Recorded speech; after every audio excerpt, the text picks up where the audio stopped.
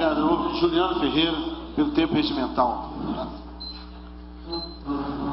Boa tarde a todos, vereadores, vereadora Regina Braga, público presente, jornal Voz Ativa, funcionários dessa casa, rádio ouvintes, internautas, jornal Voz Ativa aí do nosso grande Tino. Bom, a nossa fala aqui hoje, gente, mais uma vez eu tenho batido nessa tecla e externado uma preocupação muito grande com o que está vindo de Brasília. Atitudes que estão sendo praticadas e resultados que têm se mostrado de forma esmagadora a toda a população brasileira.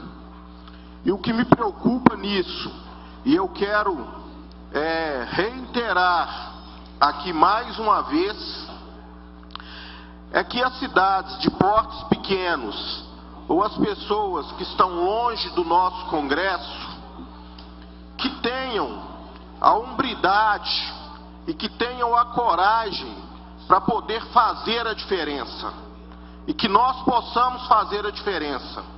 Ainda não houve a reforma política, e se não houve a reforma política, nós temos que fazer nós mesmos uma reforma nas nossas câmaras, no nosso Congresso, no nosso Senado, no Estado Maior, que é a Presidência da República, que, diga-se de passagem, está lá hoje de forma, ao meu ver, ilegítima.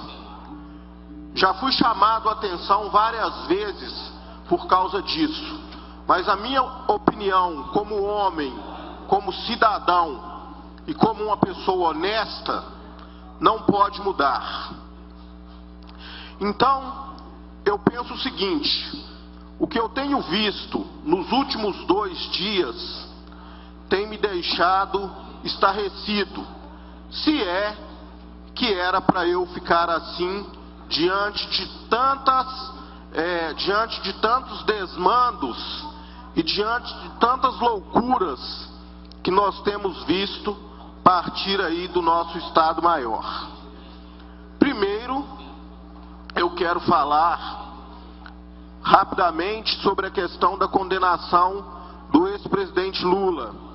Se é legítima ou ilegítima, bom, isto aí tem que ficar a cabo de discussões maiores, mais profundas e dissecantes da justiça. Mas o bem da verdade é que, como dizia minha avó, pau que tem dado em Chico não tem dado em Francisco. Porque nós vimos provas muito mais contundentes sobre outros políticos, citando, por exemplo, Aécio e Michel Temer, que não têm tido o mesmo tratamento que o ex-presidente Lula. Outra questão é a reforma trabalhista.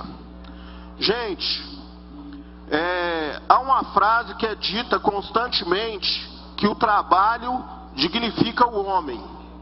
E isto é um acordo comum, mesmo nas partes que são ditas de esquerda, como por exemplo Marx e Engels, e até nas filosofias direitistas, como Max Weber, quando ele escreve lá a Ética Protestante e o Espírito do Capitalismo. Analisando uma matéria do site Mundo da Educação e Psicologia, de uma psicóloga chamada Gabriela Cabral, que ela analisa o pensamento de um psicólogo de origem estadunidense, que veio de família pobre e que de certa forma contribuiu muito e alicerçou os pensamentos sobre a psicologia, chamado de ele precisa das suas necessidades fisiológicas, junto com elas de segurança, sociais, de autoestima e de autorrealização. E que tudo isso perpassa pelo mundo do trabalho. Porque quando o ser humano ele se insere no mundo do trabalho, ele se sente autorrealizado, porque faz parte da construção de algo maior e que ajuda a humanidade.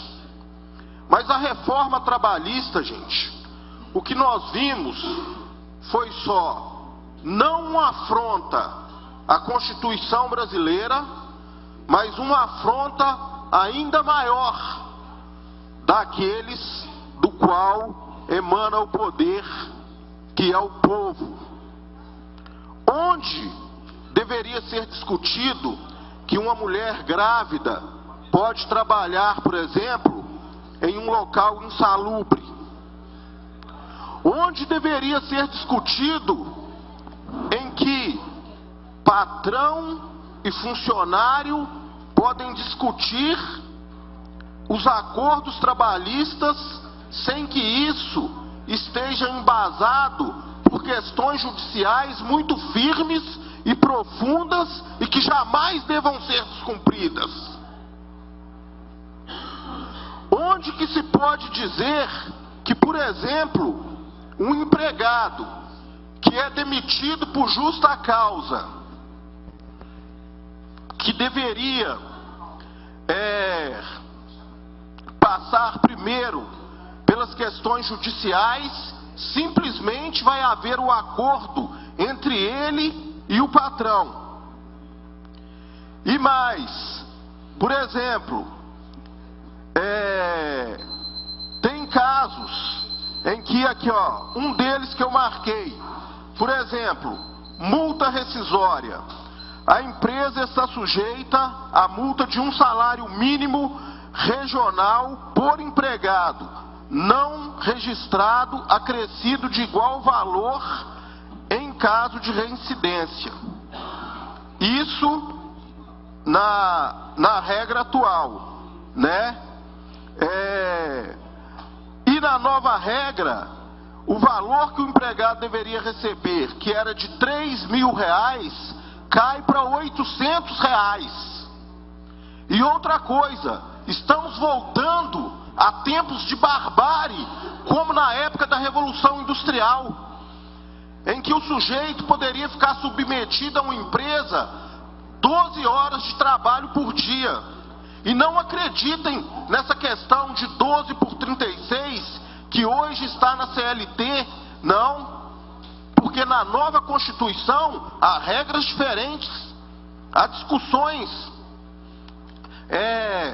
em bastidores entre o empregado e o trabalhador.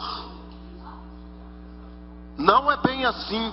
Férias divididas de maneira obscura. Então, a reforma trabalhista, ao meu ver, ela não atende àquele que sustenta o nosso país, que é a maioria da massa trabalhadora, que soma em torno aí de 200 milhões de pessoas nesse país. Por quê? Já está muito claro que é entre 2 e 2,5% que controla o restante da economia no Brasil. E é a esses que interessa essa cena dantesca e macabra que nós temos visto no nosso Congresso Nacional. Boa tarde a todos, muito obrigado.